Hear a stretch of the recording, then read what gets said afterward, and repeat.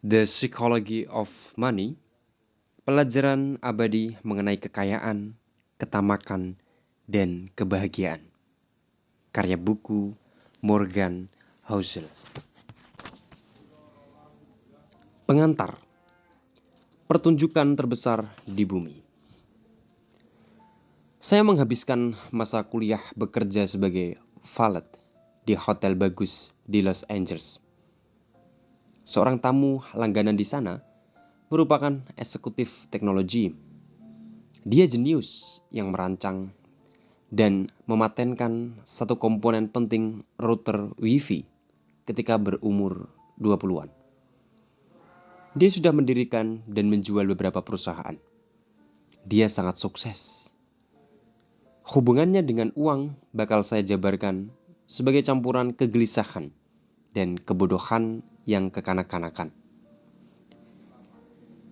Dia membawa segebok uang kertas $100 yang tebalnya beberapa sentimeter. Dia menunjukkan uangnya ke siapapun yang mau melihat, juga ke banyak yang tidak mau melihat. Dia unjuk kekayaannya secara terbuka dan seringkali ketika mabuk dan selalu tak ada hubungannya dengan apa yang dibicarakan. Suatu hari, dia memberi uang tunai beberapa ribu dolar kepada salah seorang kolega saya dan berkata, "Pergi ke toko perhiasan sana, belikan beberapa koin emas $1.000. Sejam kemudian, sambil membawa koin-koin emas itu, si eksekutif teknologi dan kawan-kawannya berkumpul di dermaga di Samudra Pasifik. Kemudian mereka melempar koin-koin itu ke laut, berusaha membuatnya mantul di permukaan air, tertawa-tawa selagi meributkan siapa yang melempar paling jauh, hanya demi kesenangan. Beberapa hari kemudian, dia memecahkan lampu di restoran hotel. Manajer memberitahu dia bahwa lampu itu berharga $500 dan dia harus menggantinya. "Kamu mau $500? Tanya si eksekutif dengan cuek, sambil mengambil segebok uang dari kantong lalu memberinya ke si manajer. "Nih, $500. Sekarang minggat sana. Jangan pernah hina aku seperti itu lagi." Boleh jadi Anda bertanya-tanya, berapa lama kelakuan seperti itu bertahan? Dan jawabannya tidak lama. Saya mengetahui bertahun-tahun kemudian bahwa dia akhirnya bangkrut. Premis buku ini adalah bahwa mengelola uang dengan baik tidak ada hubungannya dengan kecerdasan Anda dan lebih banyak berhubungan dengan perilaku Anda. Dan perilaku sukar diajarkan, bahkan kepada orang-orang yang sangat cerdas. Seorang jenius yang kehilangan kendali atas emosinya bisa mengalami bencana keuangan. Sebaliknya juga bisa. Orang biasa tanpa pendidikan finansial bisa kaya jika mereka punya sejumlah keahlian terkait perilaku yang tak berhubungan dengan ukuran kecerdasan formal.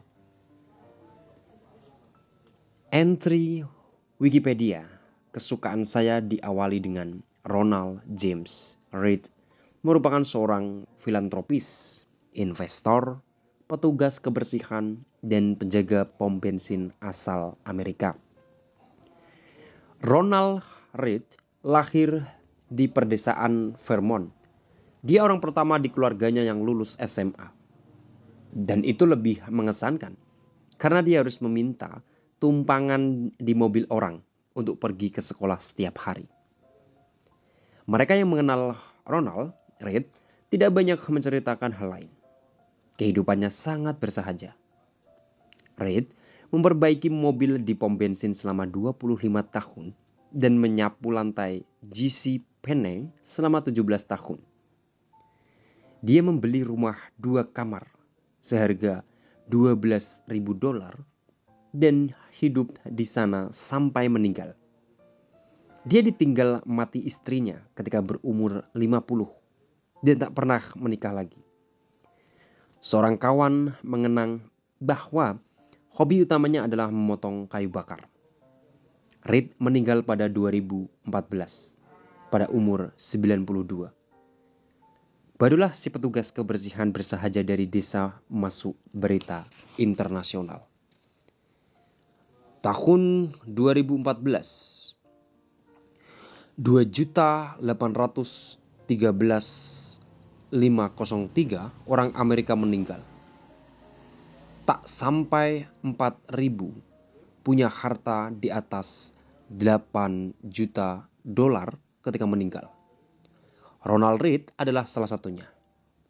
Di surat wasiatnya, sang mantan petugas kebersihan mewariskan 2 juta dolar kepada anak-anak tirinya dan 6 juta dolar lebih kepada rumah sakit dan perpustakaan setempat.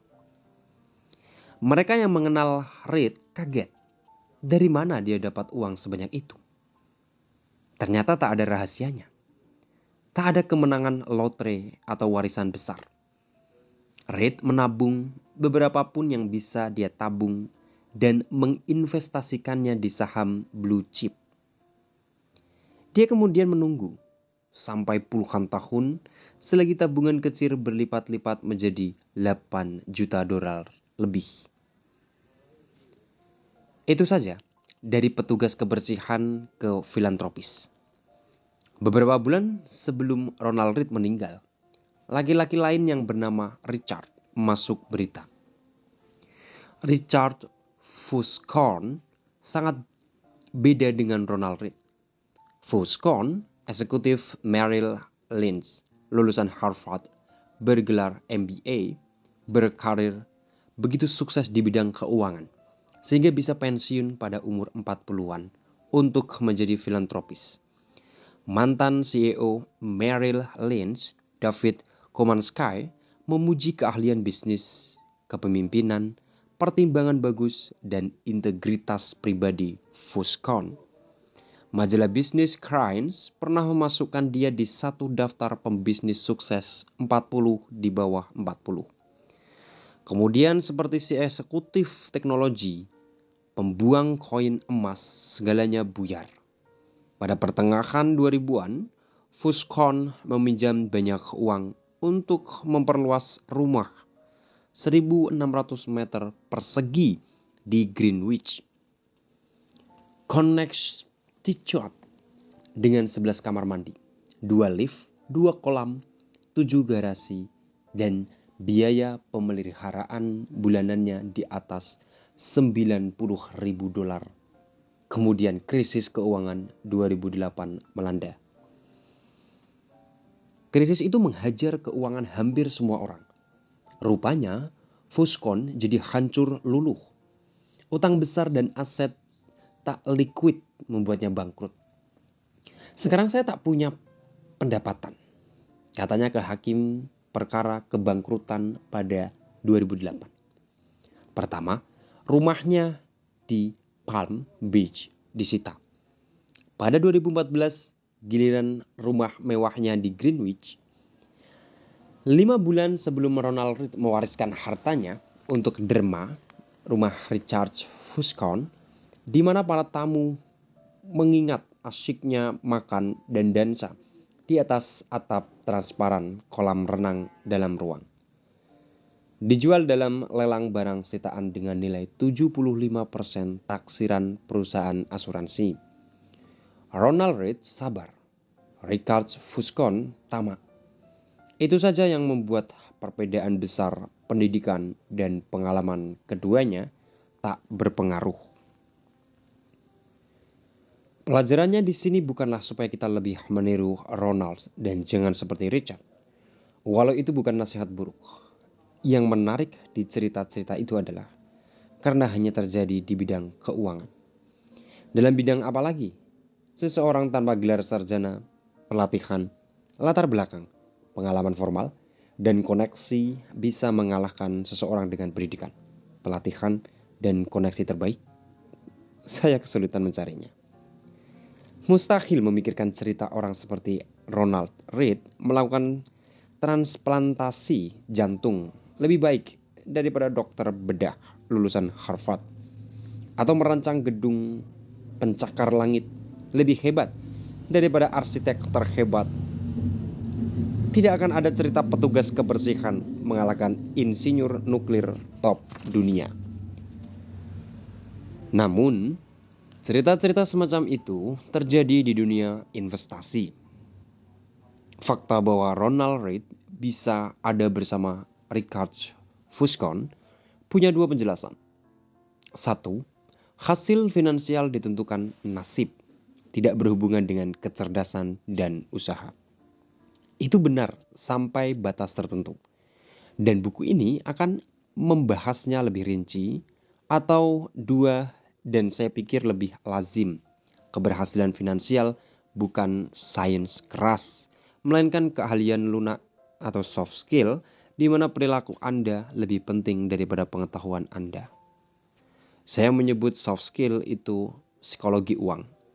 Tujuan buku ini adalah menggunakan cerita-cerita pendek untuk meyakinkan Anda bahwa keahlian lunak lebih penting daripada segi teknis uang. Saya akan melakukannya dalam cara yang bakal membantu semua orang dari Reid sampai Fuscon, dan semua di antaranya membuat keputusan finansial lebih baik. Keahlian-keahlian itu sekarang saya sadari sangat kurang diapresiasi. Keuangan lebih banyak diajarkan sebagai bidang berbasis matematika, di mana kita memasukkan data ke rumus dan rumus memberitahu kita apa yang harus dilakukan dan berasumsi kita akan melakukannya. Itu berlaku di keuangan pribadi, di mana Anda diberitahu agar memiliki dana darurat untuk 6 bulan dan menabung 10% gaji. Itu berlaku di investasi, di mana kita tahu korelasi sejarah antara suku bunga dan valuasi. Itu juga berlaku di keuangan korporat, di mana para CFO bisa mengukur biaya kapital dengan tepat. Bukannya semua itu buruk atau keliru, namun mengetahui apa yang harus dilakukan tidak memberitahukan apa yang terjadi dalam kepala Anda ketika Anda mencoba melakukannya. Dua topik berdampak ke semua orang, baik Anda tertarik dengannya atau tidak: kesehatan dan uang. Industri perawatan kesehatan adalah kemenangan sains modern yang membuat harapan hidup naik di seantero dunia. Temuan-temuan sains telah menggantikan gagasan-gagasan lama. Para dokter mengenai cara kerja tubuh manusia, dan hampir semua orang jadi lebih sehat karenanya.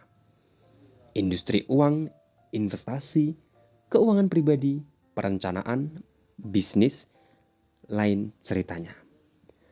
Bidang keuangan telah meraup orang-orang paling cerdas dari universitas-universitas top dalam 2 dasawarsa terakhir. Rekayasa keuangan atau financial engineering adalah jurusan paling populer di School of Engineering, Fakultas Rekayasa, Princeton 1 dasawarsa lalu. Adakah bukti bahwa itu sudah membuat kita menjadi investor yang lebih baik? Saya belum melihatnya. Melalui coba-coba bersama selama bertahun-tahun, kita belajar cara menjadi petani yang lebih hebat, tukang ledeng yang lebih terampil, dan ahli kimia yang lebih canggih. Namun, apa coba-coba sudah mengajari kita menjadi lebih baik dalam keuangan pribadi? Apa lebih kecil kemungkinan kita terjerat utang? Lebih mungkin menabung untuk persiapan masa sulit, mempersiapkan masa pensiun, punya pandangan realistis mengenai apa yang dilakukan dan tak dilakukan uang kepada kebahagiaan kita? Saya tak melihat bukti kuatnya. Saya percaya sebagian besar alasannya adalah karena kita berpikir dan diajari mengenai uang dalam cara-cara yang terlalu mirip fisika, dengan aturan dan hukum, dan tidak cukup seperti psikologi atau dengan emosi dan nuansa. Itu bagi saya menarik sekaligus penting. Uang ada di mana-mana, mempengaruhi kita semua, dan membingungkan sebagian besar kita. Semua orang memikirkannya agak berbeda. Uang menawarkan pelajaran mengenai hal-hal yang berlaku bagi banyak ranah dalam kehidupan, seperti risiko, kepercayaan, dan kebahagiaan.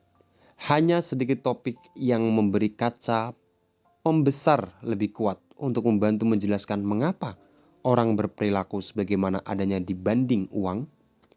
Uang adalah salah satu pertunjukan terbesar di bumi. Apresiasi saya sendiri untuk psikologi uang dibentuk satu dasawarsa lebih pengalaman menulis mengenai topik uang. Saya mulai menulis mengenai keuangan pada awal 2008. Kala itu krisis keuangan baru mulai. Resesi terburuk dalam 80 tahun. Untuk menulis mengenai apa yang terjadi, saya ingin mencari tahu apa yang terjadi. Namun yang pertama saya pelajari sesudah krisis keuangan adalah bahwa tak ada yang dapat menjelaskan secara akurat apa yang terjadi atau mengapa terjadi. Belum lagi apa yang harus dilakukan terhadapnya. Tiap penjelasan bagus diberi bantahan yang sama bagusnya. Para insinyur bisa mencari penyebab ambruknya jembatan. Karena ada kesepakatan bahwa jika gaya berjumlah tertentu dikenakan ke bidang tertentu, bidang itu bisa patah. Fisika tidak kontroversial. Fisika dibimbing hukum. Keuangan beda. Keuangan diarahkan perilaku orang. Dan perilaku saya bisa masuk akal bagi saya, tapi tampak gila di mata Anda. Makin banyak saya belajar dan menulis mengenai krisis keuangan, makin saya menyadari bahwa kita dapat memahaminya dengan lebih baik melalui lensa, psikologi, dan sejarah, bukan keuangan. Untuk memahami mengapa orang terjebak utang, Anda tak perlu belajar suku bunga. Anda perlu belajar sejarah ketamakan, kegelisahan, dan optimisme. Untuk mengerti mengapa investor menjual dalam keadaan terendah di pasar lesu atau bearish, Anda tak perlu belajar matematika harapan hasil masa depan. Anda perlu berpikir mengenai sakitnya memandang keluarga sambil memikirkan apa investasi Anda mengancam masa depan mereka. Saya suka pengamatan Voltaire. Sejarah tak pernah mengulang dirinya sendiri. Manusia selalu mengulang. Pas sekali dengan cara kita berperilaku terkait uang. Pada 2018, saya menulis satu laporan yang menunjukkan 20 cacat, bias, dan sumber perilaku buruk terpenting yang pernah saya lihat memengaruhi manusia ketika menangani uang. Judulnya, The Psychology of Money, dan sejuta orang lebih sudah membacanya. Buku ini adalah pembahasannya yang lebih mendalam. Beberapa kalimat dari laporan itu muncul tanpa diubah di buku ini. Anda memegang 20 bab. Masing-masing menjabarkan apa yang saya anggap ciri terpenting dan paling kontraintuitif di psikologi uang. Bab-babnya mengelilingi satu tema umum, tapi bisa berdiri sendiri dan boleh dibaca secara terpisah. Tidak panjang buku ini. Terima kasih kembali. Sebagian besar pembaca tak menyelesaikan buku yang mereka mulai baca karena kebanyakan topik tak memerlukan 300 halaman penjelasan. Saya lebih suka membuat 20 poin pendek yang Anda khatamkan daripada satu buku panjang yang Anda tak selesaikan baca. Mari kita mulai.